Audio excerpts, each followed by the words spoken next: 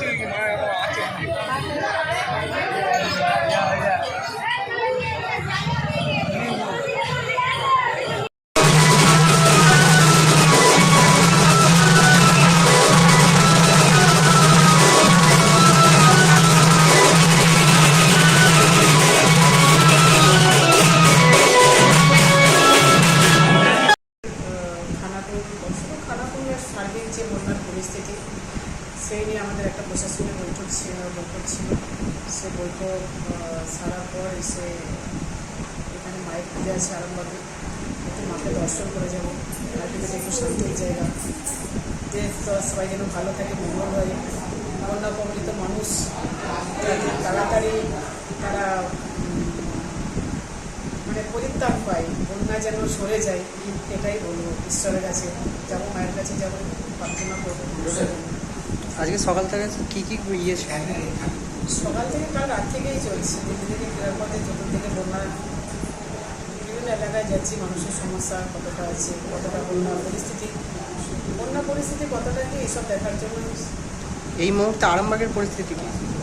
আরামবাগের পরিস্থিতি আমি কালকে রাত্রেবেলায় যেটা দেখেছিলাম, যে পরিমাণে জলটা বেড়েছিল, আজকে কিছুটা হলো হাত দুয়েক হলো আমার মনে হয় জলটা কমেছে। আজকেই বারো পুজো আমাদের প্রায় 2 শতাধিক বছর আগেকার পুজো, আনুমানিক 2 শতাধিক বছর আগে। এখানে মায়ের মাহাত্ম, প্রচণ্ড মাহাত্ম। এখানে প্রচুর লোক জঙ্গি ঘাটে এবং জল নিয়ে আসে, প্রায় 1000খানেক লোক জল নিয়ে আসে। যার জন্য আজকে ঘাটটা আমাদের বন্যার পরিস্থিতির জন্য আমরা ঘাটে বারোই পূজা কমিটির পক্ষ থেকে ঘাটে ঘিরে দেওয়া হয়েছে এবং থানা এবং এসডিও সাহেবের সহায়তা, ইন্ডিয়ানের টিমটাও আছে উইথ বোট।